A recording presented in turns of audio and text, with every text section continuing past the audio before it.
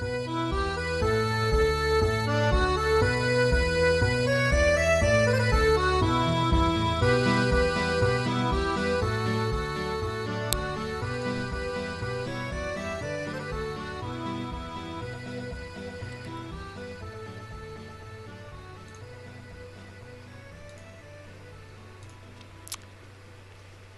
there, it's Kevin with Roguedeckbuilder.com here with another brew. Like I said, I would try this dude in other colors. And first we tried the red-black version, kind of a mid-range control version. And now I'm going to turn into a white-black, which I think that this deck might work a little bit better. And you never know, you might actually like to splash a couple Blood Crypts for Rakdos' Return in Slaughter games in this deck as well. And I think it could easily fit.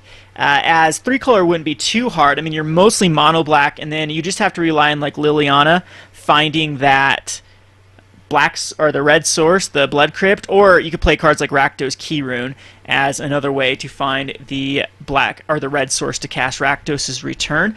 And of course, you know, you can mix and match. There are definitely some good cards out of red that are being spoiled. Searing Spear, aka I think it's called Lightning Strike, is back in the format, so red is going to be a very good deck. So I'm liking this against mono red, and Boros and Rakdos aggro are going to be a thing. So I'm liking this white life gain deck that I've put together that uses Grey Merchant of Asphodel pretty well. I mean, at minimum you get 2 life and 2 damage to your opponent. You get a 2/4 to stabilize.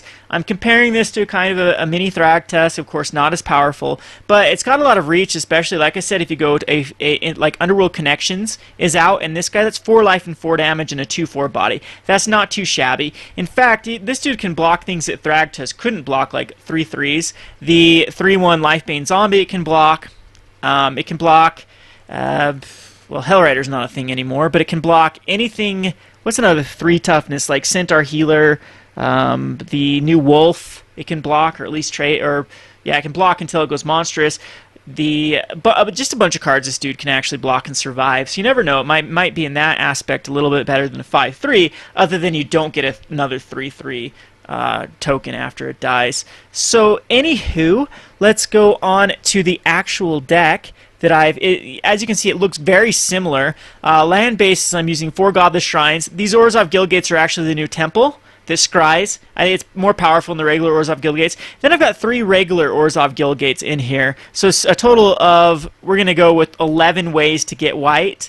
And maybe that's too high. Maybe we can just cut these Orzhov Guildgates completely and just go to Scryland. I don't know. We'll have to wait and see. I want a higher white count than I did red count in my other deck, because we have the double casting cost opposite Ghost Councils, as well as the double debt of the Deathless. So this deck runs a lot like the old school mono black control that used Corrupt, and there was a X mana, spend only black mana, do X damage, target player you gain X life type deck. But Debt of the Deathless is pretty good with Liliana's ult or the Cryptghast, and that's why I've got Cryptghast in this deck.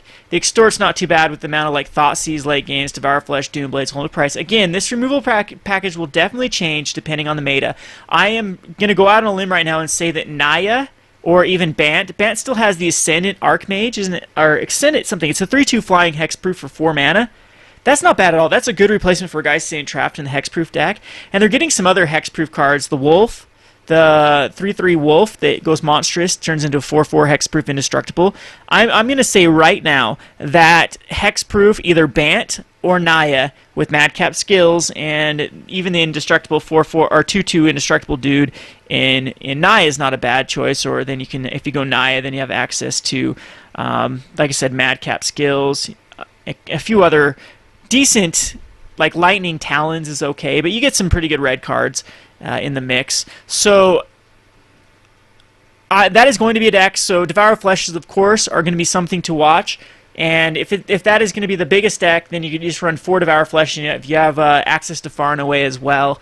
And then you'd cut the Doomblades and Ultimate Prices and whatnot. Another, of course, Desecration Demon could fit in this deck. I don't have it in here because that's Cryptghast slot and Liliana of the Dark Realm slot to try to ramp for these bigger things. So that's the whole point of the deck. The key to the deck is to try to get out a Underworld Connections Nightveil Spectre into an Ogre Slumlord, stabilize, and then win with either a finisher of Blood Baron Viscopa Dead of the Deathless, Liliana, just a number of different win conditions. I've got Rise of the Dark Realm as another alternate win condition in the sideboard. I don't think 9 mana is going to be very hard to get with this deck. We have a lot of ramp with the Orzhov key runes that can actually get you back some life if you -3 this. Say you're Liliana, you've got 4 swamps out, and you need to gain life, and she's at a 4, let's say, so you can maybe even 5 swamps out. You can dagger, and this dude can become a 6/9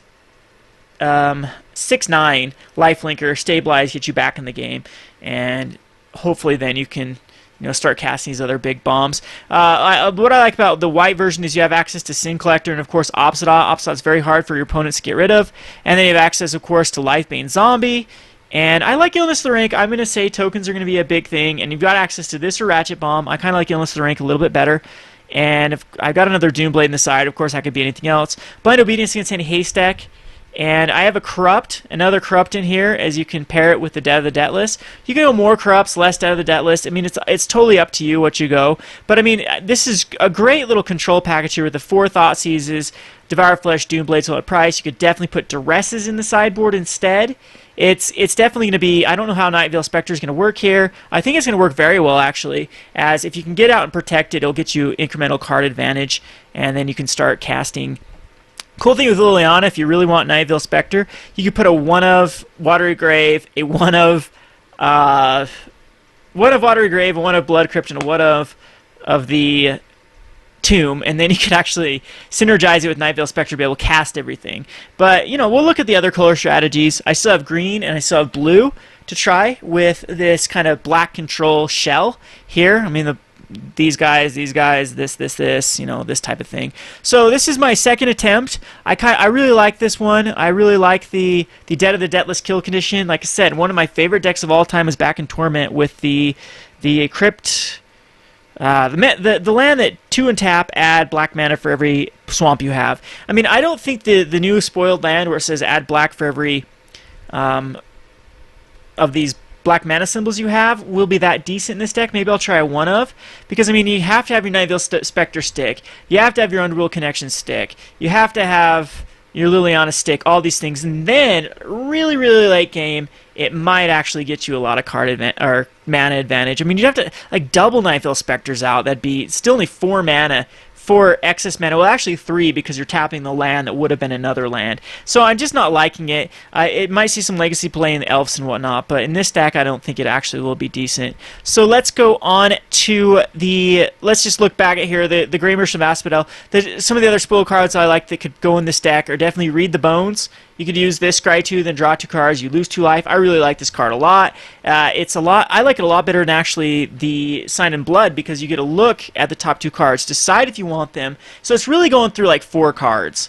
You're getting rid of 2 cards if you don't want them, or if you want them, great, you're going to get those. And then you get a... So if you don't want your top 2, you put them on bottom, and then you get a draw in it, hopefully an answer with the other 2 cards. So late game, let's get rid of your Thoughtseize and whatnot that might be a little bit useless at that point. And then I like Erebos, God of the Dead, maybe as a 1 of. The pay 2 life draw card might be good in a life gain deck, and especially one that's ramping a lot of mana. Plus, he's a 5/7 indestructible. Once you get him out, he's going to be hard to get rid of. And yeah, not too bad. I wish he had lifelink. I really do. Then maybe he would be overpowered. I'm not sure. I just feel like this guy's so underpowered compared to the red one. I mean, we can definitely... Let's see if I still have it up here. We can check out the red one here. Compare it to...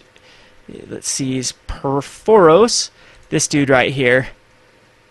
And... Okay, this is in another language.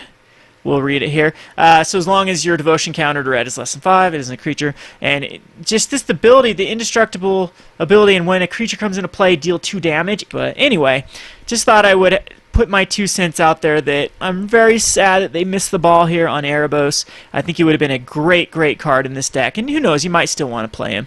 So those are the cards that I'm thinking of playing here. We still have a lot of black that can be spoiled here. We're only up to 9 black cards that are spoiled. And some of the other colors have way more, like red has way more spoiled already. So I'm hoping we have a good removal spell. Disfigure's what I'm hoping for. That'd be awesome.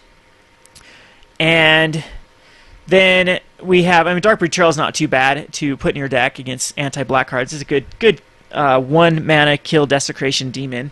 And these aren't a lot of these other cards that are spoiled. Again, Aberrant Overlord's a card you definitely could put in here as, let's zoom in here, as it puts in a bunch of Harpy tokens. So again, if you have a Nightveil Spectre out, you're getting 5 1/1 flyers. So it might be a good finisher in your deck as well. So you have access to this dude. And like I said, there's a ton of other beater black cards that you could add. Lord of the Void and the other cards out of Gatecrash, the other 7 mana Lord guy that when it deals damage, you put a +1/+1 counter on any creature for each damage it did.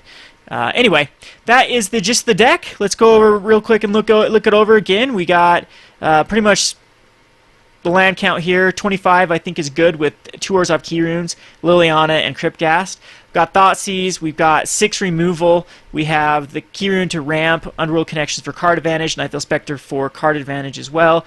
Liliana Dark Realms, Cryptghast, Ogre Slumlords are not Ogre Slumlords. I mean, you could play it, it's a decent card. They are the Grey Merchant, and then we have 2 Blood Variant Viscopa. Of course, you could mix and match these 5-drops.